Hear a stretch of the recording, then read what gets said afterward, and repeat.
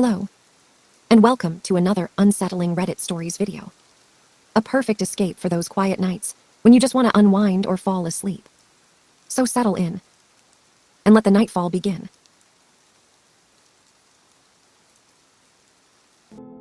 My wife has been peeking at me from around corners and behind furniture. It's gone from weird to terrifying. My wife, Lynn, and I have been together for 6 years and married for 11 months. Our entire history together has been very normal, and never once have I noticed any weird behaviors or red flags. I can't stress enough how out of character this whole thing is for her. Lynn is very kind, intelligent, and thoughtful. She's always been the no-nonsense type of person. Being childish or trying to scare me is not something she'd normally do. She doesn't even like watching horror movies. When we first started dating, she agreed to watch The Shining with me because she knew how much I loved horror. She was so scared that she didn't even make it through half of the movie before we had to turn it off. She isn't into anything creepy and has never been into pranks. It's just not her cup of tea, and that's fine. But that's what was so strange about this. It's just so unlike her. I should also add that she never had any mental health issues, and as far as I'm aware, it doesn't run in her family. I know some people are able to hide their mental health problems, but in the 6 years we've been together, I think I'd have seen some sort of sign. 2 months ago, I was in the kitchen making myself some coffee before work. I was running a bit late that morning and knew I wouldn't be able to make it to Dunkin' Donuts for my usual morning fix. I took a sip of my coffee as I hurried down the hall towards the front door when I happened to notice Lynn peeking at me from around the corner ahead of me. I could only see her eyes and a strand of her long dark hair hanging against the wall. The rest of her body was concealed behind the corner. I nearly spilled my coffee when I saw her. I did burn the shit out of my lips. "Geez, Lynn," I said, wiping a few drops of coffee from my pants. "You scared the shit out of me." She immediately popped out of view like a little kid that had been caught. I heard her scurry off towards the living room, and by the time I got to the front door, she was out of sight. It was really weird and just totally out of character for her, like I said, but I also found it kind of funny that she was being more playful and a little less serious. I shouted that I loved her and called her a weirdo. As I shut the door behind me, I heard her laughing. Her behavior was a bit odd, but it certainly wasn't something to call a priest over. I forgot about it by lunch, and by the time I got home, she was her normal self. I didn't bring it up, and neither did she, and life went on. The next incident happened 3 days later. It was around 2 a.m., and I had woken up to get a drink. I was standing at the kitchen island, jug of Odge in hand, when I felt a strong feeling that I was being watched. For whatever reason, I looked down at the floor and saw my wife's smiling face staring back. She was peeking at me from the other side of the island, staring up at me with wide, unblinking eyes and grinning like the Cheshire Cat. I screamed, I'll admit it, not out of irritation but fear. For some reason at that moment I was scared. At the sound of my scream, Lynn scuttled backwards out of my view, her hands and feet smacking the tile floor as she hurried out of the kitchen on all fours. I didn't run after her or even yell after her. I just stood there frozen in shock, wondering what fuck had possessed her to do that. It took me a little longer than I'd like to admit to go back upstairs, but I eventually did. When I got to our bedroom, Lynn was lying on her side, asleep, or at least pretending to be. I stood there for a while, watching her breathing to be sure she really was asleep. I had the feeling she might jump out at me the moment I got into bed, but she didn't. I climbed into bed and she didn't even move. Her breathing was soft and deep, and I was starting to wonder if I dreamt the whole thing. The next morning, I waited for her to come down for coffee, and after handing her a mug and kissing her cheek, I decided to ask her about it. "What was that about last night?" I asked, keeping my tone light so I didn't offend or embarrass her. She frowned over her cup of coffee, shaking her head like she had no clue what I was referring to. "You were peeking at me again, from over there," I said, pointing to the spot on the floor by the kitchen island. She followed my gaze, and when she looked back at me, she burst out laughing. She laughed so hard that I couldn't help but join her. "You creep me the fuck out sometimes, you know that?" I said. She giggled and set her cup on the counter and wrapped her arms around my neck. "You creep me out all the time, so I guess we're even," she teased. We said our goodbyes and left for work. As I drove, I kept thinking about how creepy it had been seeing her grinning at me from behind the island like that. The sounds her hands made on the floor as she crawled away. I told myself she was just trying to be silly, just trying to join me in my love of all things horror. It's not like I was afraid of her, but it still didn't sit right with me. I started seeing her peeking at me more and more. Sometimes she'd be peeking out from behind the couch or living room curtains. Once she even managed to get inside her grandmother's old trunk that sits at the foot of our bed. I might not have even known she was there at all had the trunk's old hinges not given her away. She'd had the lid propped up just enough so that only half of her face peeked through. She'd been grinning like an excited toddler. It was unnerving. I didn't even know what to say to her. All I could do was stare. When I finally found my voice, I asked her why on earth was she doing this. She didn't answer, but she had slowly closed the lid, shutting herself inside the trunk. I just walked away, feeling disturbed. I didn't understand why she was doing it, but it clearly made her happy. I just hoped she would tire of the game quickly. Lynn didn't peek at me for the next 2 weeks. I started to think she was done with her weird prank, and I was relieved. We were watching a show on Netflix one night, and I jokingly said that I hadn't seen her peeking at me lately, and that she must have given up on her spy game. She looked up at me with a small smile and said, "Maybe I've just gotten better at it." I didn't say anything, but I wondered whether or not she was joking. For the next few days, I couldn't stop thinking about what she'd said. Was she still peeking at me when I wasn't looking and I just hadn't noticed? And if so, what the hell was she getting out of this? I started to feel paranoid, constantly checking whether she was watching from around the corner or behind a door.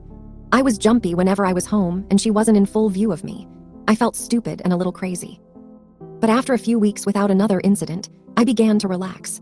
I stopped checking behind furniture and walls and told myself it was just a bad memory. Then a few days ago, things got so much worse. Lynn left to go to a friend's, and I lounged on the couch and played a couple games on my laptop. Around 9 p.m., I hopped in the shower, and as I was washing the soap from my hair, I felt that awful feeling that I was being watched. I slowly opened my eyes and almost had a fucking heart attack. Lynn was peeking from behind the shower curtain, her entire head stretched into the shower, leaving just her body outside.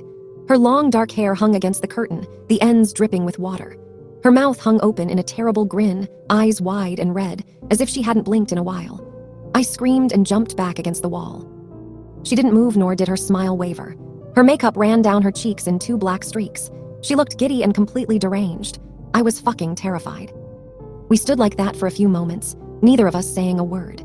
Finally, after what felt like forever, she slowly pulled her head back out of the shower, and I watched her blurry figure through the curtain as she moved backwards towards the bathroom door.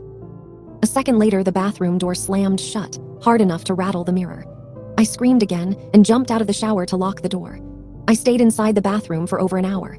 Maybe I overreacted to some of you, but joke or not, I wasn't going to put up with the crazy shit anymore.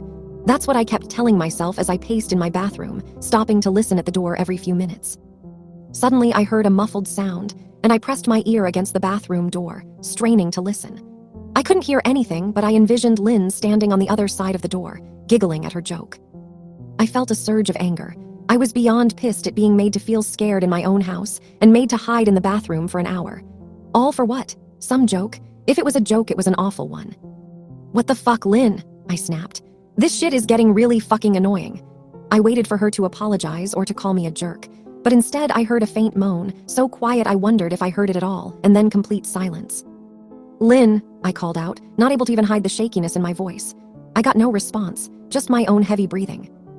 "I swear to God, just fucking stop it," I yelled, pounding my fist on the door. I waited for her to cuss me out, something I would expect from me talking to her like that. I never screamed at her before. But there was nothing, just the occasional drip from the shower head. I won't deny that I was scared, too afraid to open the damn door and face my own wife. I waited another 30 minutes or so, which feels like a fucking lifetime when you're scared. Finally, I decided I wasn't going to spend the night hiding in my bathroom, so I got down on my knees and peered under the door. I almost expected to see her face peeking back at me, but thankfully I didn't. I could see straight down the hallway to the top of the stairs, but no Lynn. I didn't know if I should be happy about that or not. I looked for a few minutes, waiting to see her head pop up over the top step, but it never came. I stood up, my hand hovering over the door, and mentally prepared myself to open it.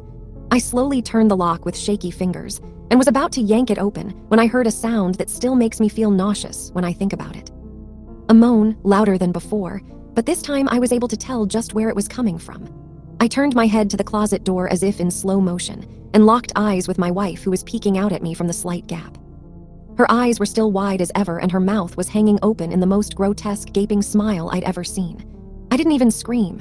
I was too scared for even that. Her hands were clasped to her chest, body trembling with sheer delight, as if she could barely contain her excitement. A short, raspy moan bubbled up from her throat, deep and raw, sending a shiver through my entire body. Somehow I found the ability to pull the bathroom door open and ran as fast as I could all the way down the steps, snagging my keys and phone from the table in the living room before running outside to my car. I could hear her shrill laughter behind me, but I didn't hear her getting closer. I didn't bother shutting the front door. I drove away from the house faster than I legally should have, shivering the entire time, either from fear or the cold. Maybe a little of both. I hadn't grabbed a coat or even a pair of shoes. I was still in my boxers, and my hair was still damp.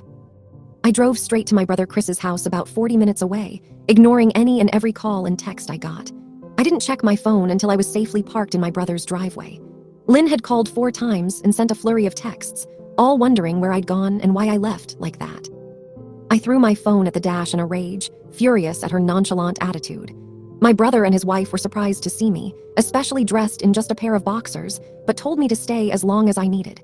Chris lent me some clothes and asked me what happened. I told him Lynn and I had a fight, but didn't get into the details. I didn't want him to think I was overreacting, leaving my wife over a prank, even if it was a strange one. I mean, hadn't I encouraged her for years to lighten up instead of being so serious all the time? I had wanted her to relax and loosen up, but this was definitely not what I'd had in mind. I tried to sleep on their sofa, but my brain wouldn't let me sleep. Every time I closed my eyes, I saw Lynn's face staring at me from inside the closet. Knowing she'd been in there with me the entire time made my skin crawl. She'd never left the fucking bathroom at all. Instead, she slipped inside the closet and slammed the bathroom door shut to fool me. The mere thought of going back home gave me anxiety. I tossed and turned, unable to sleep. Chris ended up giving me a sleeping pill so I was able to get a little rest. My sleep was filled with terrible dreams, all of Lynn's smiling face. I woke up just as the sun started to rise. My sore body ached from the sofa, and I felt drained. I knew I'd have to call Lynn at some point, but I didn't know what to say to her. I wouldn't be going home unless she gave me her word she'd never do any more creepy shit. I just wanted my wife back. Her normal, serious self never looked so good to me. I was contemplating calling her and telling her that, when that familiar feeling came over me. I was being watched. I was staring at the ceiling, my heart in my throat. I didn't want to look away, but the longer I ignored the feeling, the worse it got. My eyes drifted away from the ceiling almost on their own. Her face was pressed up against the window beside the couch, staring down at me with that same gaping smile. Drool dribbled down her lips, leaving 2 long streaks down the glass. I didn't know how long she'd been there, but something told me she'd been there quite a while, possibly all night. I didn't bother screaming, though I was afraid anger trumped any fear I felt at that moment. I jumped up from the couch and pounded my palm against the glass. "Lynn, are you crazy? What the hell is wrong with you? Just go home," I shouted. "Now." She didn't move, and her ghastly expression never changed. If anything, her smile only grew, as if she had never been more elated. I could hear Chris and his wife moving around upstairs. As if Lynn could hear them from her place outside, her head twitched slightly in their direction, and she began to close her mouth slowly. Chris called my name from upstairs, obviously concerned. I turned to see him and his wife Rebecca hurrying down the steps. When I turned back to the window, Lynn was gone. The only sign she'd been there at all was the 2 streaks of drool still dripping down the glass. I tried explaining to Chris and Rebecca about waking up to see Lynn watching me through their window. They were skeptical. Who wouldn't be? Chris and I went outside to the spot in front of the window, but there were no footprints in the dirt, just a slight indent. Animal probably, Chris guessed, and I didn't argue. He and Rebecca assumed I dreamt the entire episode, but they didn't understand, and I was too tired to explain it to them. I called out of work that day and turned my cell off. I didn't want to face Lynn. Just talking to her was too much for me at that point. I really started to believe something was irreversibly wrong with her. That no matter what promises she made, we'd never be the same again. The thought saddened me to my core. I cried most of the morning. By noon, I figured I was ready to confront her. Give her one last chance to explain herself. I could at least give her that after 6 years, I told myself. I turned my phone on and saw the dozens of texts she'd sent, all from a seemingly concerned wife. "Can we talk? I love you. Please call me. I'm really worried. Can you answer? Just come home." And more of the same. All texts telling me she loved me and she wanted me home. How worried she was, not a damn one addressing the crazy shit she pulled. Like she hadn't been acting like a character from a Stephen King book. Even her texts were different. She normally texted novels just to tell me to pick up a loaf of bread. You'd think she'd have more to say to me after her bizarre shenanigans. I know it probably seems childish to some of you who are miles away from this situation. But if you saw the way Lynn had looked at me, how she scampered away on all 4s like some wild animal, grinning at me from inside the closet like a lunatic, then I think you'd find my reaction was warranted. I ended up staying with Chris and Rebecca for another night. I didn't wake up yesterday until afternoon, and thankfully I didn't see Lynn's face watching me through the window. I don't want to pry because it's not my place, but is this fight something that can be mended? Rebecca asked. She'd made us both a sandwich for lunch, and I knew she wanted to breach the subject without seeming to be nosy. I don't know, she's like a different person, I said, choosing my words carefully. I still wasn't ready for her or Chris to know the full extent of the batshit craziness I had been dealing with. People change, Ben, but she's still the same woman you married. Maybe you both just need to talk through your issues. Whatever's going on, I'm sure it can be fixed, she said, ever the peacemaker. I think it's beyond that now. I don't think talking would help. I just don't trust her. I said, the words stung in my heart. I missed and loved my wife. But how could I live with someone like that? Living in constant fear didn't sound too appealing. Lynn loves you. She has to be absolutely crushed, she said. I don't know about that, I said. Well, she certainly seemed like it to me. I've never seen her so upset, very much unlike the Lynn I know, Rebecca said, shaking her head sadly. It took a full minute for her words to really sink in, and when they did, I felt dread worming its way through my skin. Wait, what do you mean? You saw her, you saw Lynn? I asked, my mouth suddenly dry. Rebecca nodded casually, as if that fact wasn't nightmare fuel. Maybe for her it wasn't. She stopped by this morning just after Chris left for work, she said, cleaning the plates from the table. I didn't see her car though. Maybe she took an Uber or something. Beck, what did she say? Did she come inside? I asked, sweat starting to break out on my forehead.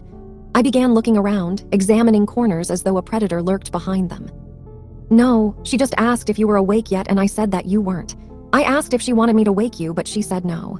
Just said to let you sleep, she said as she washed the dishes. That's all, she didn't say anything else, I asked. No, she looked awful though, like she hadn't slept in days. I think you should call her. I got up from the table and thanked Rebecca for lunch. I felt a little bit better at the knowledge that at least she hadn't come inside. Still, I needed to double check that the doors were locked. I sat for a while trying to figure out what to do next. I didn't want to go home, but I felt that I owed it to Lynn to help her if I could. Hadn't I swore an oath to love and honor her through sickness and in health? Clearly, she was very sick.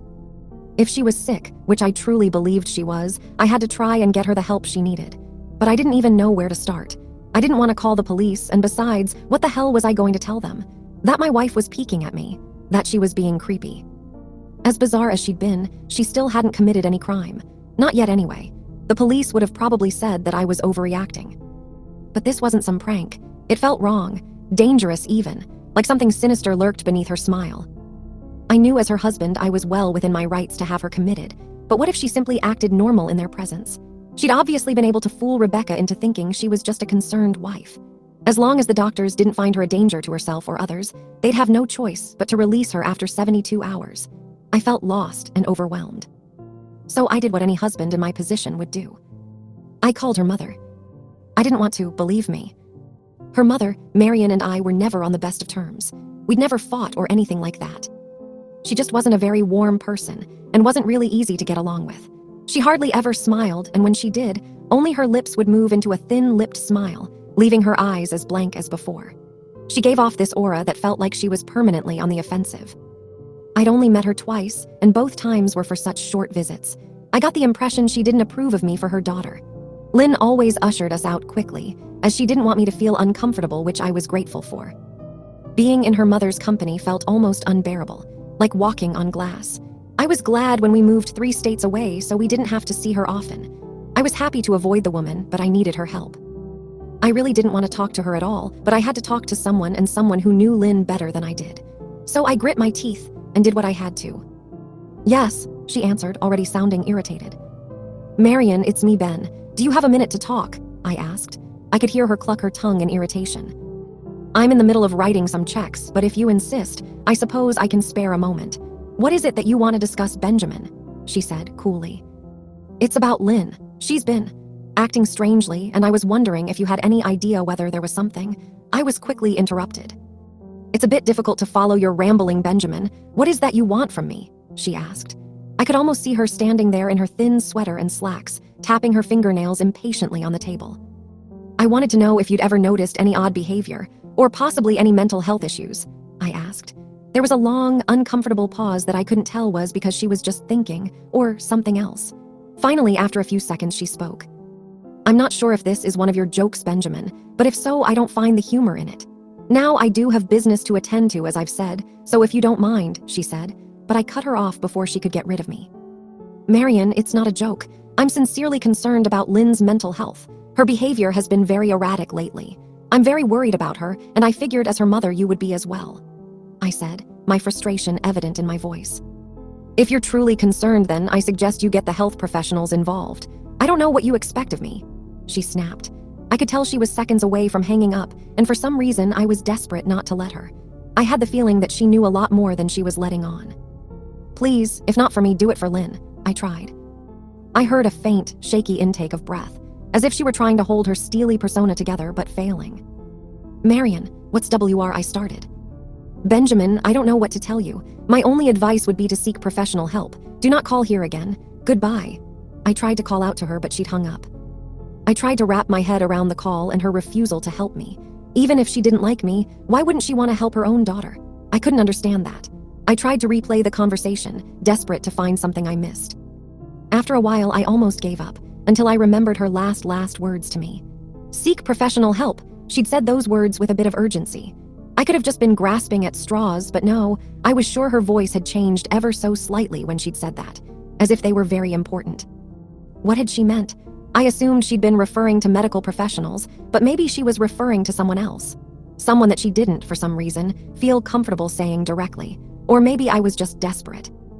I waited for Chris to get home, and after a very long and exhausting conversation with him and Rebecca, I convinced them that Lynn truly needed psychiatric help. I didn't tell them everything. I wasn't prepared to go into it yet, but I told them about our last encounter. How she'd hidden in the bathroom, peeking at me from the closet. They were obviously shocked, but thankfully they believed me. They too just wanted to help her. Still, they didn't think it was all that serious. Weird, maybe, but not dangerous. They just kept saying that Lynn had to be playing some kind of weird joke. "Maybe for YouTube," Rebecca offered, if only half-heartedly. Chris didn't think we should involve the police just yet. He offered instead to go with me, and I readily accepted. He reasoned that calmly talking to her, trying to coax her into going willingly, was the best recourse. I agreed to do it his way.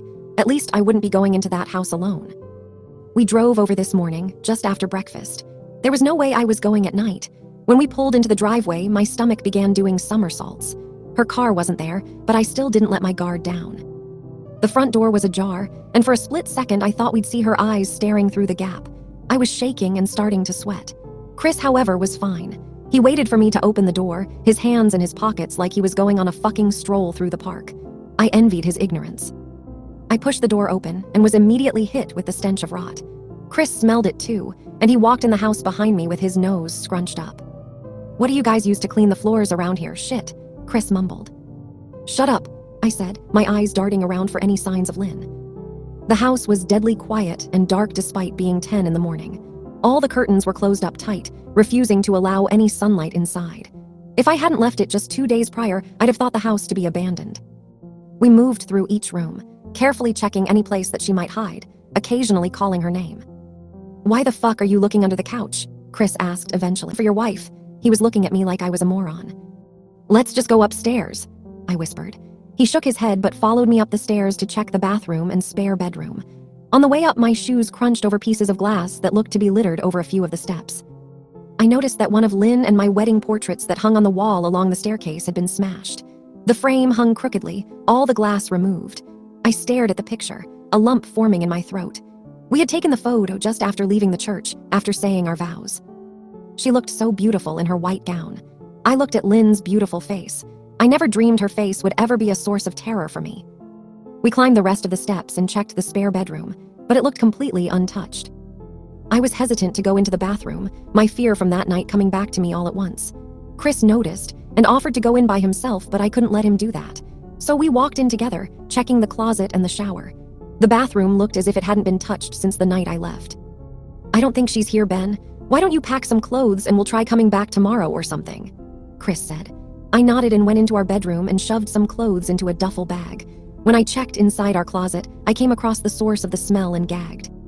Chris took one look and lost all color in his face. He had to go stand by the stairs to get away from the sight and smell. I gazed down in shock at what lay inside my bedroom closet.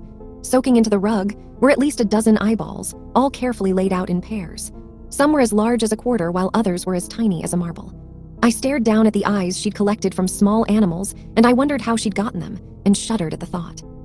Man, I thought I had it bad with Becca's shoe addiction, but fuck me, your wife's in here collecting eyeballs. Chris said, gagging. Ben, I think we should go, he called from the hall. I'm getting nauseous. All right. I grabbed my duffel and shut the closet door on my new nightmare. I stepped out into the hall and took a deep breath of air. I could taste the rot on my tongue and I couldn't help but gag. Who the fuck lines up eyeballs in their closet like that? Chris mumbled. I tried to tell you she needed help, I said. She doesn't need help, Ben. She needs a fucking exorcist, he said. You coming or what? I can't stand the smell any. His words died in his throat and his eyes grew wide with fear. I didn't ask him why. I could feel it. Someone was watching me and I didn't think it was the eyes in the closet. I turned around, my eyes slowly scanning the bedroom. Christ, I whispered, as I finally saw what we'd missed. Under the bed, curled on her side, watching us with the excitement of a kid on Christmas morning, was my wife. She held her hands together just under her chin, and they were shaking eagerly. Now that she knew she'd been found, I could hear the quiet noises she was making. A sort of hiccuping sound in her throat, as if the excitement was just too much for her. It was unnerving to say the least. Wide eyes, and that same huge smile. Everything in me told me to run, but I forced it away. This was my wife. No matter how twisted, she was still the woman I married. I had to help her. Lynn, I said softly. She didn't respond, but her head bobbed back and forth in two quick little movements as if she were nodding. Baby, I just want to help, okay? Can you let me do that? I asked. I had taken a single step forward, approaching her like some kind of dangerous animal. I love you, Lynn, I said softly, taking another step closer. She let a tiny moan escape her wide open mouth, and I had to resist the urge to run. Her shoulders were starting to quiver, and her eyes grew as large as saucers. I crouched down so I could see her better, and immediately saw the blood. Her hands were covered in it. They trembled more the closer I got, as if she was barely able to contain herself. Lynn, are you hurt? You're bleeding, I said. She bobbed her head again, her bloody fingers moving up and down as if playing an invisible piano. They occasionally grazed her chin, leaving smears of blood on her skin. I wanted to recoil in disgust. The smell that was coming off of her was revolting. I could feel the vomit trying to climb up my throat. Her lips were dry and stretched thin, blood seeping between the cracks. I knew she wouldn't come out on her own, but I didn't want to leave her in the state she was in. I scooted closer and reached out to her. The excited hiccuping sounds got louder and her hands shook, fingers flexing. It was then that I could see the blood oozing from in between her fingers. Oh my God, Lynn, you're bleeding, I said. Instinctively, I reached out to take her hand, but before I could even touch her, her hand sprang out towards me. A sharp pain shot through my arm and I fell back on my ass. My arm burned and I could see the blood dripping down onto the carpet. I looked back at her in shock and saw her grinning madly, her fingers clutching a large shard of glass. You all right in there? Chris asked from behind me. I turned my head slightly and nodded to him, cradling my arm to my chest. When I turned back to face Lynn, I saw that her focus had shifted. She wasn't looking at me anymore, and she wasn't smiling anymore either. She was staring past me, her eyes glaring at Chris the way a hungry lion might stare at an antelope. Her mouth was still hanging open, but it was twisted into a snarl. I got to my feet and began walking backwards down the hall, afraid to take my eyes off her. Are you bleeding? Chris asked. The moment the words left his mouth, Lynn started fast scooting out from under the bed, the glass shard still in her fist. Chris, run, go, I yelled. He must have been too afraid to move because a second later I felt my back bump into him. He was still standing at the top of the stairs, staring at the horror that was my wife. Lynn had crawled completely out from under the bed and stood in the bedroom doorway, her face twisted in rage. Her whole body was visibly tense. Blood ran down her fingers and onto the floor. Jesus, Lynn, Chris said. You out playing hide and seek. I reached back and pushed him towards the steps. Move your ass, Chris, I said as quietly but firmly as I could. Lynn bobbed her head in fast, sharp motions and began to grin, stretching her mouth open wider and wider so that her chin seemed to touch her chest. I heard Chris mutter a prayer, and then he was running down the stairs. I stood at the top of the steps, stuck between the love for a woman who clearly needed serious help and self-preservation. I only want to help, I said, choking back tears.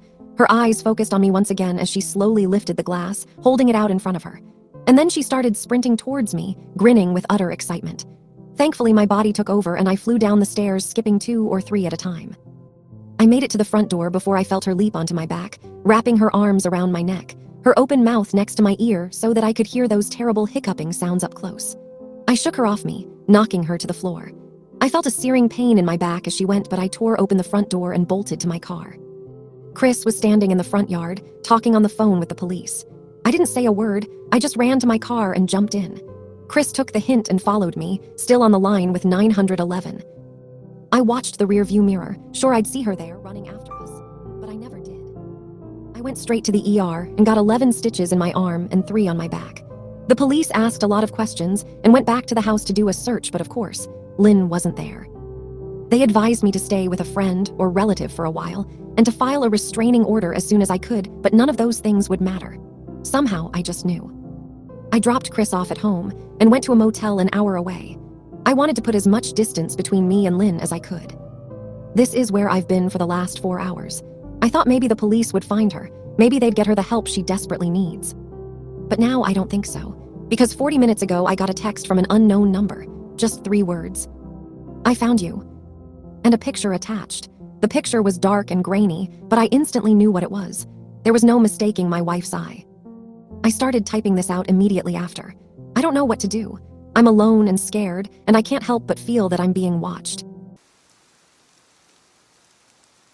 I don't know when you're going to read this, but I can tell you when it started. I was out for a walk alone in the woods when the entity came for me. It was beyond a blur. It was, for lack of a better term, absence of meaning. Where it hid, there were no trees. Where it crept closer, there was no grass. Through the arc it leapt at me, there was no breeze of motion. There was no air at all. As it struck, I felt the distinct sensation of claws puncturing me somewhere unseen, somewhere I'd never felt before. My hands and arms and legs and torso seemed fine and I wasn't bleeding, but I knew I'd been injured somehow. As I fearfully ran back home, I could tell that I was less. I was vaguely tired and it was hard to focus at times. The solution at that early stage was easy. A big cup of coffee helped me feel normal again. For a while, that subtle drain on my spirit became lost in the ebb and flow of caffeine in my system. You could say my life began that week, actually, because that was when I met Marshy and I got along great, though to be honest, I'm pretty sure I fell in love with her over the phone before we even met.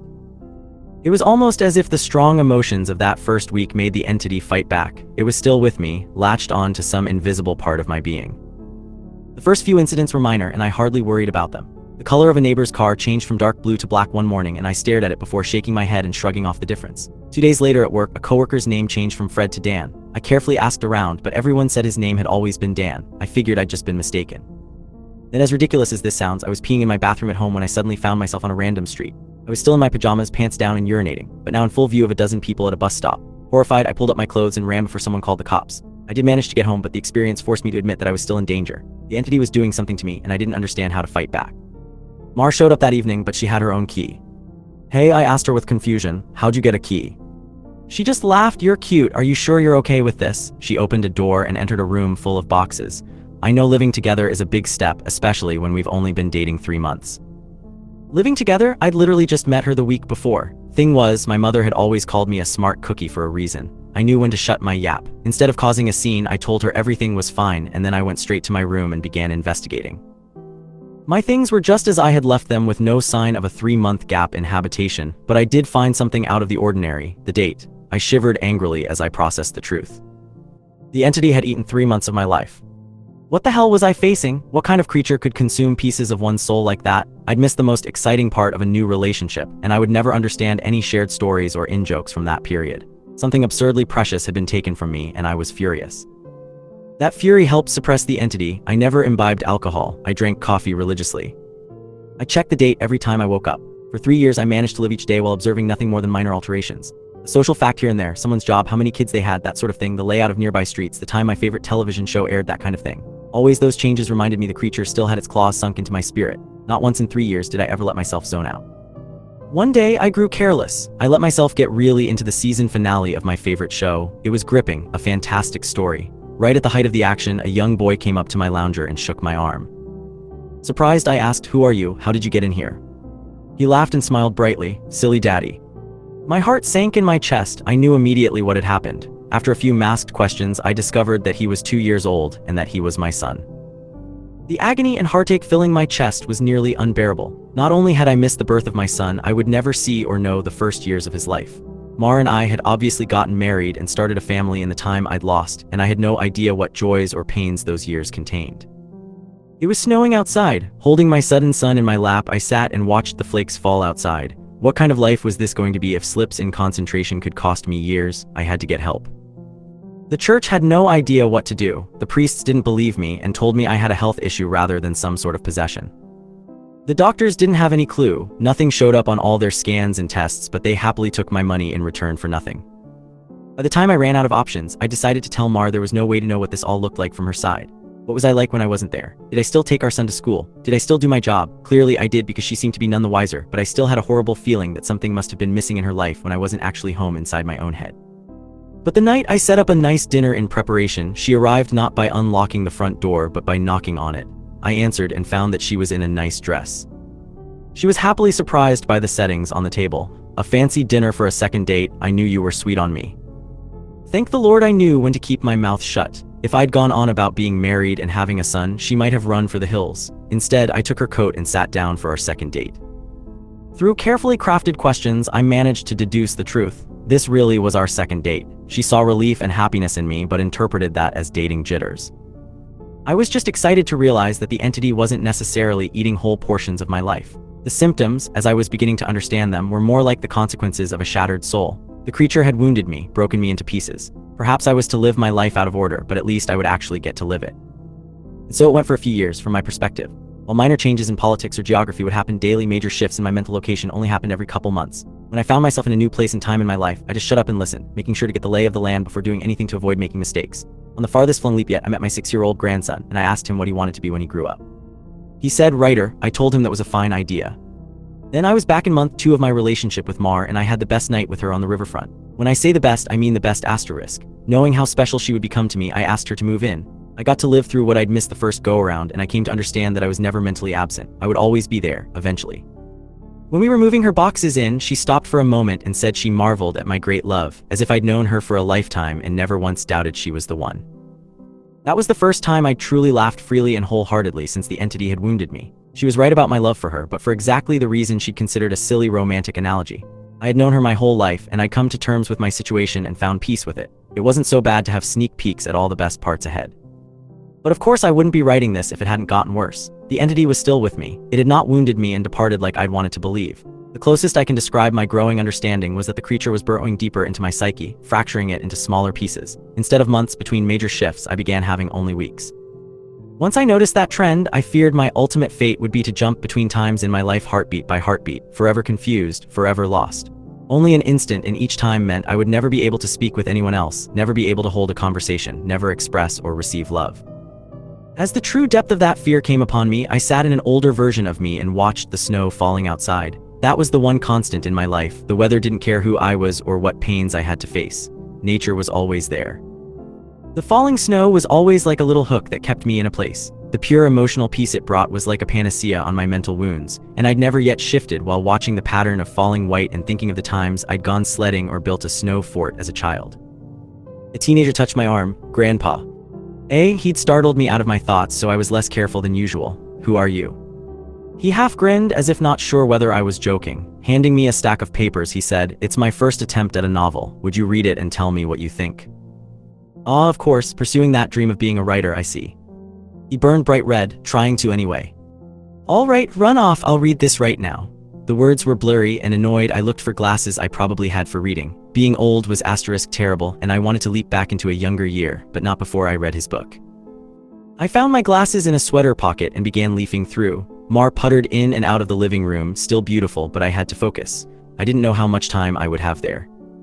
It seemed that we had relatives over. Was it Christmas? A pair of adults and a couple kids I didn't recognize tromped through the hallway, and I saw my son, now adult, walk by with his wife on the way out the door. As a group, the extended family began sledding outside. Finally, I finished reading the story and I called out for my grandson. He rushed down the stairs and into the living room. How was it? Well, it's terrible, I told him truthfully, but it's terrible for all the right reasons. You're still a young man, so your characters behave like young people, but the structure of the story itself is very solid. I paused. I didn't expect it to turn out to be a horror story. He nodded. It's a reflection of the times. Expectations for the future are dismal, not hopeful like they used to be. You're far too young to be aware like that, I told him. An idea occurred to me. If you're into horror, do you know anything about strange creatures? Sure, I read everything I can. I love it. Warily, I scanned the entrances to the living room. Everyone was busy outside. For the first time, I opened up to someone in my life about what I was experiencing. In hushed tones, I told him about my fragmented consciousness. For a teenager, he took it well. You're serious? Yes. He donned the determined look of a grown man accepting a quest. I'll look into it, see what I can find out. You should start writing down everything you experience. Build some data, maybe we can map your psychic wound. Wow, sounds like a plan. I was surprised. That made sense, and I hadn't expected him to have a serious response. But how will I get all the notes in one place? Let's come up with somewhere for you to leave them, he said, frowning with thought. Then I'll get them, and we can trace the path you're taking through your own life, see if there's a pattern. For the first time since the situation had gotten worse, I felt hope again. How about under the stairs? Nobody ever goes under there. Sure, he turned and left the living room. I peered after him. I heard him banging around near the stairs. Finally, he returned with a box, laid it on the carpet, and opened it to reveal a bursting stack of papers. He exclaimed, "Holy crap," but of course, being a teenager, he didn't really say crap asterisk. Taken aback, I blinked rapidly, forgiving his cussing because of the shock. Did I write those? He looked up at me with wonder. Yeah, or you still have to write them and put them under the stairs after this. He gazed back down at the papers, then covered the box. So you probably shouldn't see what they say, that could get weird. That much I understood, right. He gulped. There are like 50 boxes under there, all filled up like this. Deciphering these will take a very long time. His tone dropped to deadly seriousness. But I will save you, Grandpa, because I don't think anyone else can. Tears flowed down my cheeks then, and I couldn't help but sob once or twice. I hadn't realized how lonely I'd become in my shifting prison of awareness until I finally had someone who understood. Thank you so much. And then I was young again, and at work on a random Tuesday. Once the sadness and relief faded, anger and determination replaced them. After I finished my work, I grabbed some paper and began writing. While the weeks shifted around me, while those weeks became days and then hours, I wrote every single spare moment about when and where I thought I was. I put them under the stairs out of order. My first box was actually the 30th, and my last box was the first. Once I had over 50 boxes written from my perspective, and once my shifting became a matter of minutes, I knew it was up to my grandson to take it from there. I put my head down and stopped looking. I couldn't stand the river of changing awareness any longer. Names and places and dates and jobs and colors and people were all wrong and different. I'd never been older. I sat watching the snow fall. A man of at least 30 that I vaguely recognized entered the room. Come on, I think I finally figured it out. I was so frail that moving was painful. Are you him? Are you my grandson? Yes, he took me to a room filled with strange equipment and sat me in a rubber chair facing a large mirror twice the height of a man. The pattern finally revealed itself. How long have you worked on this? I asked him, aghast. Tell me you didn't miss your life like I'm missing mine. His expression was both stone cold and furiously resolute. It'll be worth it. He brought 2 thin metal rods close to my arm and then nodded at the mirror. Look, this shock is carefully calibrated. The electric zap from his device was startling, but not painful. In the mirror, I saw a rapid arcing light silhouette appear above my head and shoulder. The electricity moved through the creature like a wave, briefly revealing the terrible nature of what was happening to me. A bulging leech-like mouth was wrapped around the back of my head, coming down to my eyebrows and touching each ear, and its slug-like body ran over my shoulder and into my very soul. It was a parasite, and it was feeding on my mind. My now adult grandson held my hand as I took in the horror. After a moment, he asked, "Removing it is going to hurt very badly. Are you up for this?" Fearful, I asked, "Is Mar here?" His face softened. No, not for a few years now. I could tell from his reaction what had happened, but I didn't want it to be true. How? We have this conversation a lot, he responded. Are you sure you want to know? It never makes you feel better. Tears brimmed in my eyes. Then I don't care if it hurts or if I die. I don't want to stay in a time where she's not alive. He made a sympathetic noise of understanding and then returned to his machines to hook several wires, diodes, and other bits of technology to my limbs and forehead. While he did so, he talked. I've worked for 2 decades to figure this out, and I've had a ton of help from other researchers of the occult. This parasite doesn't technically exist in our plane. It's one of the lesser spawns of micro, not sign sharpest micro, and it feeds on the plexus of mind, soul, and quantum consciousness reality. When details like names and colors of objects changed, you weren't going crazy. The web of your existence was merely losing strands as the creature ate its way through you. I didn't fully understand. I looked up in confusion as he placed a circlet of electronics like a crown on my head in exact line with where the parasite's mouth had ringed me. What's micro, not sign sharpest micro? He paused his work and grew pale. I forgot that you wouldn't know. You're lucky, believe me. After a deep breath, he began moving again and placed his fingers near a few switches. Ready? This is carefully tuned to make your nervous system extremely unappetizing to the parasite, but it's basically electroshock therapy. I could still see Mars smile, even though she was dead. I'd just been with her moments ago. Do it. The click of a switch echoed in my ears, and I almost laughed at how mild the electricity was. It didn't feel like anything, at least at first. Then I saw the mirror shaking and my body within that image convulsing. Oh no, it did hurt. Nothing had ever been more painful. It was just so excruciating that my mind hadn't been able to immediately process it. As my vision shook and fire burned in every nerve in my body, I could see the reflected trembling light silhouette of the parasite on my head as it writhed in agony equal to mine. It had claws, 6 clawed lizard-like limbs under its leech-like body, and it cut into me in an attempt to stay latched on. The electricity made my memories flare. Mar's smile was foremost, lit brightly in front of a warm fire as the snow fell past the window behind her. The edges of that memory began lighting up, and I realized that my life was one continuous stretch of experience. It was only the awareness of it that had been fragmented by that feasting evil on my back. I'd never managed to be there for the birth of my son. I jumped around it a dozen times but never actually lived it. For the first time, I got to hold Mar's hand and be there for her. No, that moment had shifted seamlessly into holding her hand as she lay in a hospital bed for a very different reason. Not this, God, why? It was so merciless to make me remember this. I broke down in tears as nurses rushed into the room. I didn't want to know, I didn't want to experience it. I'd seen all the good parts, but I hadn't wanted the worst part, the inevitable end that all would one day face. It wasn't worth it, it was tainted. All that joy was given back 10,000-fold as pain. The fire in my body and in my brain surged to sheer white torture, and I screamed. My scream faded into a surprised shout as the machines and electricity and chair faded away. Snow was no longer falling around my life. I was out in the woods on a bright summer day. Oh God. I turned to see the creature approaching me. It was the same absence of meaning, the same blank on reality. It crept forward just like before, but this time it hissed and turned away. I stood, astounded at being young again and freed from the parasite. My grandson had actually done it. He'd made me an unappetizing meal, so the predator of mind and soul had moved on in search of a different snack. I returned home in a daze. And while I was sitting there processing all that had happened, the phone rang. I looked at it in awe and sadness. I knew who it was. It was Marjorie, calling for the first time for some trivial reason she'd admit 30 years later was made up just to talk to me. But all I could see was her lying in that hospital bed dying. It was going to end in unspeakable pain and loneliness. I would become an old man, left to sit by myself in an empty house, his soulmate gone long before him. At the end of it all, the only thing I would have left, sitting and watching the falling snow. But now, thanks to my grandson, I would also have my memories. It would be a wild ride, no matter how it ended. On a sudden impulse, I picked up the phone. With a smile, I asked, "Hey, who's this?" Even though I already knew. Author's note. Together, my grandfather and I did set out to write the tale of his life. Unfortunately, his Alzheimer's disease progressed rapidly, and we were never able to finish. He's still alive, but I imagine that mentally he is in a better place than the nursing home. I like to think he's back in his younger days, living life and being happy, because the reality is much colder. It's snowing today. He loves the snow. When I visited him, he didn't recognize me, but he did smile as he sat looking out the window. Something happened 63 years ago that's haunted me my entire life. I've never told anyone about it, until now. It's official, I'm an old man. For the last couple years, I've comforted myself by saying I'm in my early 70s, but math is simple and unforgiving. Today is my 75th birthday, and God, the years do fly. I'm not here for your well wishes. This is hardly a milestone I'm excited about. I'm glad to still be here, of course, but I find I have less and less to live for with every passing year. My bones ache, my kids live far away, and the other side of my bed has been empty for just over 8 months now. In fact, once I cast my vote against that goddamned Trump this November, I may have nothing to live for at all. So spare me your happy birthdays and your congratulations, if you please. I'm here because I have a story for you, and it's one I've never told before. I used to think I kept it inside because it was silly, or maybe because nobody would believe it. I've found, though, that the older you grow, the more exhausting it becomes to lie to yourself.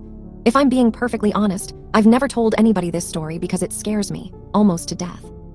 But death seems friendlier than it used to, so listen close. The year was 1950, the setting a small town in Maine. I was a boy of 9, rather small for my age, with only one friend in the world to speak of, and his family, seemingly on a whim, decided to move 2,000 miles away. It was shaping up to be the worst summer of my life. My pop wasn't around and my mom was a chore whore. Boy, was I proud of myself when I came up with that one, so I wasn't apt to hang around the house. With some hesitation, I decided the public library was the place to be that summer. The library's collection of books, particularly children's books, was meager to say the least. But within the walls of that miserly structure, I would find no undone chores, no nagging mother, God rest her soul, and perhaps most importantly, no other children with whom I would be expected to associate. I was the only kid with a low enough social status to spend his precious days of freedom sulking amid the bookshelves, and that was just fine with me. The first half of my summer was even more dreadful than I had imagined it would be. I would sleep in until 10, do my chores, and then ride my bike to the library, and by bike, I mean rusty log of shit attached to a pair of wheels. Once there, I would split my time between unintentionally annoying the elderly patrons and deliberately doing so. One pleasant lady actually interrupted my incessant tongue-clicking to hiss a "shut the fuck up" at me, the first time I ever heard a grown-up use the F word. Big fucking deal, I know, but in those days it was unheard of. The dreary days turned to woeful weeks. I had actually begun praying for school to start again until I discovered the basement. I could have sworn I'd roamed every inch of that library, but one day, in the far corner behind the foreign language collection, I stumbled across a small wooden door I had never seen before. That was where it all began. The door was windowless and made from oak that looked far older than the wall in which it rested. It had a knob of black metal that quite literally looked ancient. I wouldn't have been surprised to learn it was crafted in the 17th century. Engraved on the knob was what appeared to be a single footprint. I had the sense that whatever lay beyond this door was forbidden to me, and therefore probably the most interesting thing I would encounter all summer. I quickly glanced around to make sure nobody was watching me, then turned the heavy knob, slipped behind the door, and shut it. There was nothing, only darkness.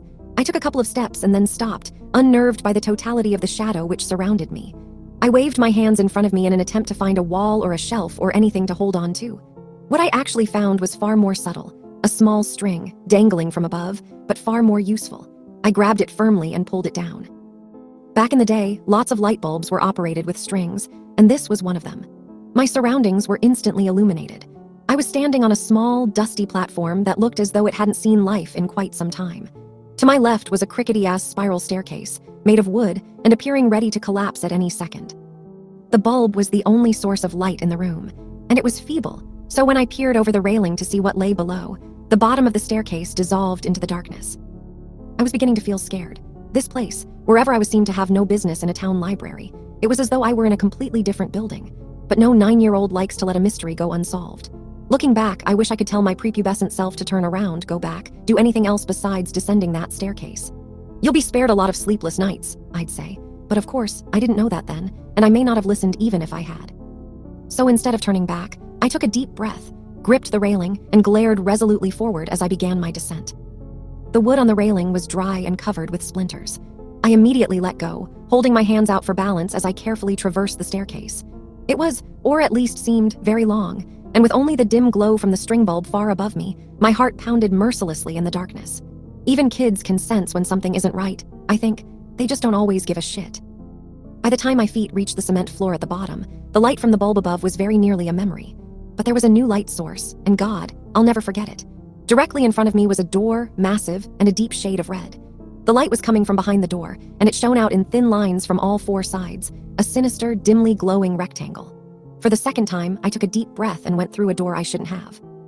In contrast to the dank room I entered from, the room behind the door was blinding. When my eyes adjusted, what I saw nearly took my breath away. It was a library, the most perfect library imaginable.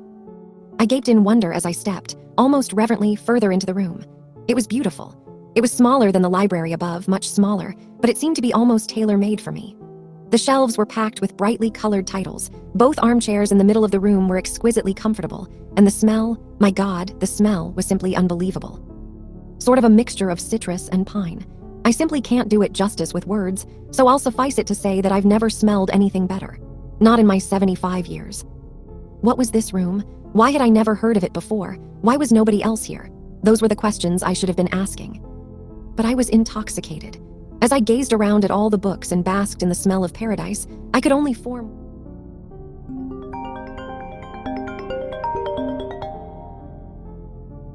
thought, I will never be bored again. In truth, boredom only hid from me for 3 years. It was on my 12th birthday, 63 years ago to this day, that everything changed. Before that day, I visited my basement sanctuary as often as I could, usually several times a week. I never saw another soul down there, yet strangely remained free of suspicion. I never removed a book from that room, but instead would pick up a particular volume wherever I had stopped reading during my previous visit.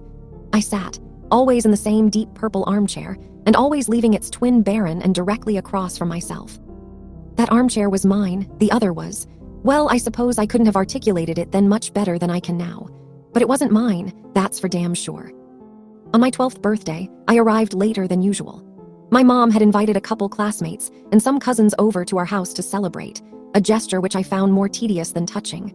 Really, I just wanted to spend my birthday sitting and reading and smelling paradise. Eventually, our guests went home, and I made it to the library about 15 minutes before closing time. That didn't matter. The workers never checked down there before they locked up. I was free to stay as late as I wished. This particular night, I was devouring the final chapters of an epic adventure, knights, swords, dragons, and the like. I didn't smell it until I read the final words and closed the book. The once exquisite aroma of that room had turned sour. I sat for a moment, unsettled. Objectively, I could recognize that the smell was actually the same as it had been before, that mixture of citrus and pine. I just perceived it differently, and I didn't like it anymore. It was the nasal version of an optical illusion. You know, the one that looks like a young woman glancing backward, but all of a sudden you see that it's really an old woman facing toward you. You can't unsee that, and I couldn't unsmell this. The spell was broken. The odor also seemed, for the first time, to be coming from somewhere specific. With a fair amount of trepidation, I stalked around the room, sniffing the air like a crazed canine until I came to a shelf near the back. The shelf was perfectly normal, with the exception of one title. A large, leather-bound cover of solid faded maroon, with one striking black footprint at the top of the spine. This was the source of the smell. I opened the front cover and saw one sentence scrawled neatly in blood-red ink atop the first page. "Rest your sorrows down, friend, and leave them where they lie." I stared at this sentence, mesmerized, as I began to retreat to my chair. I turned a page. Blank. The smell became stronger. Another page, blank, and the smell grew stronger still. I stopped for a moment, suppressed a gag, and continued walking. Then, as I neared the armchairs, I turned one final page, and there in the same sinister print was the last thing I expected to see, my own name. I dropped the book.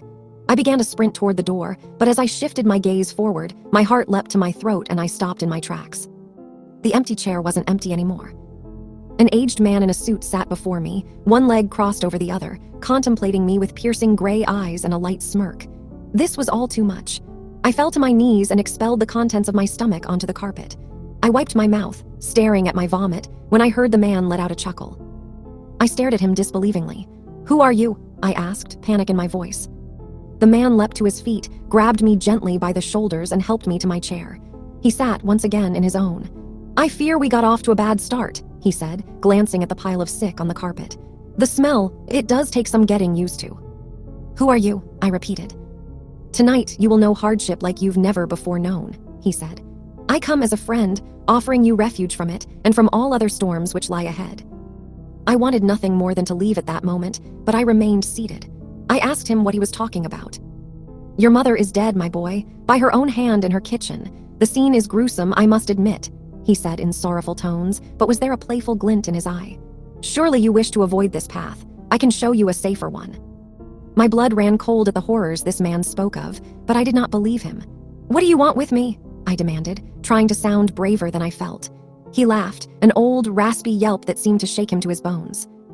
"Nothing but your friendship, dear boy," he said. Then, sensing I found his answer inadequate, he expounded. "I want you to come on a journey with me. My work is noble and you will make a fine apprentice. And maybe, when I'm done," he sighed tiredly, running his bony fingers through his thin white hair, "maybe then my work can be yours." I stood up, shuffling toward the door but never breaking his gaze. "You're crazy," I told him. "My mom isn't dead, she's not." "See for yourself if you must," he said, gesturing toward the door. I threw him a contemptuous glare and bolted for the exit. As my hand closed around the knob, he said my name softly. In spite of myself, I turned around. "Your road won't be easy, friend. If it ever becomes too much for you, and I mean ever," he said, pausing to sweep his hand over the room, "you know where to find me." I slammed the door behind me and took the decrepit stairs 2 at a time. I exited the library, clambered onto my bike, and hightailed it home. The front door was wide open.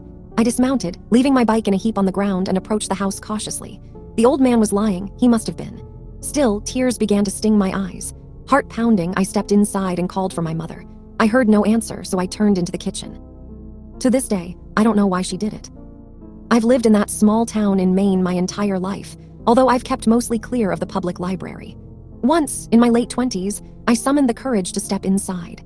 Life was good at that time, and my fear had begun to morph into idle curiosity. Where the door to my basement sanctuary once stood was only a blank wall. I asked the librarian what had become of that basement, though in my heart I knew the answer. There was no basement, she said. There had never been a basement. In fact, if she had her facts correctly, city zoning ordinances prohibited a basement in the area. I've been haunted by that sickly sweet smell, that poisonous blend of citrus and pine, ever since that long ago birthday. When I saw my mother in the kitchen that day, collapsed in a pool of her own blood, I smelled it. When a man claiming to be my father knocked on my college apartment door, begged me for money and beat me to within an inch of my life when I refused, I smelled it. When my wife miscarried our second child, I smelled it, and again when she miscarried our fourth. When our oldest son got behind the wheel of the family Buick completely shit-faced and got his girlfriend killed, I smelled it. I began to smell it periodically as my wife became sick. She died late last year, and now I'm alone for the first time in more than half a century. Now I smell it every day, and it feels like an invitation. A few months ago, I went back to the library and the small oak door with the ancient handle was there, right where it used to be. My evening walk has brought me past that library every day since, but I haven't gone inside. Maybe tonight I will. I'm frightened to die, yes, but lately I'm even more frightened to keep living. The old man was right. My road hasn't been easy, and I doubt it will get any easier. Rest your sorrows down, friend, and leave them where they lie. He promised relief, a refuge, he said. Was he right about that too? There's only one way to find out. After all, I still know where to find him.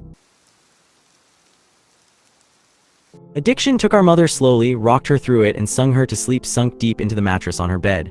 When her back teeth fell out, she left them on the side of the bathtub. I was 7, and I kept them in a matchbox, the missing pieces of her kept safe so she wouldn't be lost forever. So maybe one day we could put her back together. Our house fell down around us and we tried our best to raise ourselves. The ceilings had water damage and the bottom stairs had dry rot, and in the winters the radiators would bleed rust. But it was still our house, and Annie made it a home. My sister Annie mothered me with lopsided band-aids on bruised knees and lukewarm microwave meals. She told me ghost stories and didn't mind when I crawled into her bed later on, too scared to sleep alone. She taught me to dance, barefoot on the living room carpet, music channel on full volume on the TV, shaking our hips before they were fully grown. She always let me shower first so the water was hot, never complaining when she had to make do with cold. She brushed my hair every day before school, even when I screamed and hit her when she caught the tangles. Annie was dark-haired like her father, whoever he had been, but I was blonde. Annie was desperate to be blonde too, like Marilyn Monroe. Like Mom. I think she thought it would make them closer, remind Mom less of her dad. I'd give anything for her to have her hands in my hair one more time, even if it hurt.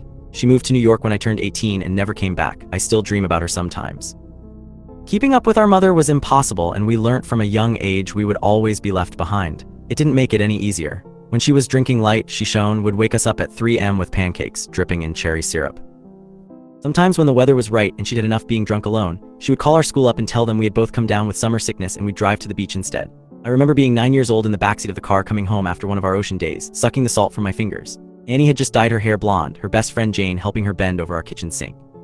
From behind, I couldn't tell who was mother and who was daughter, radio up and windows down, blowing the sky inside. When she was drinking heavy, she'd be out all night, hair piled up like a beauty queen, eyes glazed over and ringed with glitter and black. Sometimes she'd be gone a day or two. She would never tell us when one day we'd just wake up to an empty house and the fridge packed full, post-it note on the front with a smear of Mom's lipstick and the outline of a kiss telling us she'd be back soon. Sometimes she'd bring guys home, filling the table with beer cans and ashtrays, smoke up to the ceiling, Mom lost in the haze. We'd sleep with pillows over our heads, trying to drown out the music they would blast until the a.m., and wake up to strangers at our kitchen table in the morning, asking us where we kept the coffee. When Mom drank too little, she fell apart. She wouldn't buy food, refrigerator a gaping hole in the wall. She'd chain smoke, leaving cigarette burns on the wallpaper up by the stairs like the walls were sick and decaying. She barely slept, walking around with blue half-moons under her eyes, knuckles raw. She would scream at the slightest thing. I remember once when I spilled a glass of juice on the couch. She looked over at me with dead eyes and dragged me off onto the carpet and then took every single cushion off the couch and into the backyard and set them on fire. Annie went to watch a while from the window and then sat next to me on the floor, backs pressed against the skeleton of the seats, head resting in the crater of my collarbones. When Mom drank too much was the worst. She'd laugh too loud and too long at anything and everything until her mouth started to shake and she started crying at the breakfast table into her cereal. Annie shut down when Mom was like this, went somewhere deep inside herself where nobody could hurt her. She'd stay up until the morning watching old black and white movies on TV, whispering the lines she knew by heart like prayers. When I was 5, I'd cry when I'd find Mom passed out cold on her bed, sure she would never wake up. Annie would wipe my tears, tell me she was only sleeping just like the princesses in my storybook. We'd sit on Mom's bed together and wait for her to wake up. When we were older, I was the one who would pick Mom up off the bathroom floor again and again, and Annie would put her to bed, smoothing her hair off her face and the vomit from her mouth, changing her clothes if she'd pissed herself. Watching them then, there was no doubt that Annie was the mother now. It was October and I was 13, Annie 16. It was a Wednesday night and Mom had been gone for 2 days. She called us that morning from a pay phone, voice slurring down the line, telling us she was having the best time with all her new friends, hoped we were doing fine. When she asked me if I was having a good birthday, I hung up on her. My birthday had been the day before. Annie had given me a pile of presents, strawberry lip glosses and glittery nail polishes. I didn't ask where she'd got the money for them. I didn't care. We'd taken the bus to the beach with Jane, eaten the birthday cake she had made for me, sand getting into the frosting. It tasted like sweetness in the sea, and I savored every bite and scrape of sugar against my teeth. We watched the sun go down, Annie snapping grainy photos on her shitty Nokia as I blew out my candles, wishing over and over that Mom wouldn't come home, that she'd just stay gone this time. But that Wednesday night, me and Annie weren't speaking. Anger hung heavy between us, seeping through the floorboards. It began when she tripped at the bottom of the stairs. We'd both laughed, Annie throwing her head back, gap between her front teeth catching the light. When I'd bent to pick her up, I'd caught her breath, warm against the freckles on my cheeks. I let go of her arms and she fell again, hitting the floor and grinning, shaking her hair from her face. Her breath was heavy with whiskey. I couldn't start picking her up too, couldn't watch her fall again and again. Just like Mom, I knew she'd never get back up. I'd stared down at her, blonde hair fallen into her eyes, and all I could see was our mother. And then I was running, feet slamming the hallway like heartbeats turned loose. I'd run for the kitchen and tipped every bottle we had down the sink, shoving Annie back as she fought to stop me, catching liquor on her fingers as it fell. She grabbed my shoulders and made me drop the very last bottle. It smashed between us on the floor, glass shards shining like we'd dragged the stars out of the sky and broken them, pieces we could never put back. Outside, through the open windows, the sky turned pale gold, clouds a mess of pink and cream smeared across the horizon. I cried then, watching Annie on her knees picking up the pieces. That was Annie, always trying to fix things even when it was too late. The smell of food dragged me from my room, stomach turning traitor inside my ribcage. Annie was cooking pasta, real food not made in a microwave. She'd set the table, Tamionette singing softly from the CD player, Annie gently swaying her hips as she stirred the tomato sauce, rich and warm. As we ate in silence, with every bite I forgave her. Mom never cooked dinner or remembered my favorite was spaghetti ever since I was a kid, or stayed sober long enough to sit up at a table. Annie wasn't Mom. We were washing the dishes when we first heard it. A moth was crawling down the inside of the pane and I cracked the window to let it out into the dark. From the backyard came a faint sound. I tilted my head to listen as it was coming from far off. Crying? I figured it was Mika, the 2-year-old next door, having a tantrum loud enough for us to catch. Or maybe even Lucky Strike, the cat that junkies down the street, begging for food like he sometimes did. I always wanted to feed him when he came around, winding over my ankles, but Annie always stopped me, saying once you started giving they never stopped taking. Looking back, I don't think she was talking about the cat. Annie flipped the Christmas lights strung up around the porch and we sat on the plastic beach chairs watching the skies. When we were little, we'd sit outside and Annie would tell me the names of all the constellations and the stories of how they came to be hung up in the night sky. I had to grow up before I realized she made them all up as she went along. It was a game we still like to play now, making up ridiculous stories for the shapes we could pick out. Ah yes, that one there is the Coors Light. It got there when God dropped it out of his convertible window and never picked it up, she said, nodding sagely and hiding her smile. Of course, I said, waving my hands and pointing up past the power lines, right next to the ashtray left there by angels on a smoke break. Yeah, they say if you wish on it, all your dreams will come true, said Annie, grinning. She stopped laughing, voice quieter, face tilted up to all those dead stars. Let's wish, Emmy, let's wish, so we did. The sound of crying interrupted us. It was closer this time and definitely human. We turned to each other, confused. Annie shrugged and I squinted out into the black. It sounded like a baby, lost and tired and alone. It must be Mika, I said, slowly getting to my feet. Maybe he walked around the back. Shit, do you want to call Connie and tell her we'll bring him over? Annie didn't reply and I sighed, rolling my eyes. Guess I'll do everything then. I stepped off the porch, grass soft against my heels. The air smelled like it might rain, fresh and clean and growing. A promise unfulfilled. Annie's voice was strained. I turned to her, smiling. It died on my face when I saw the look on her own.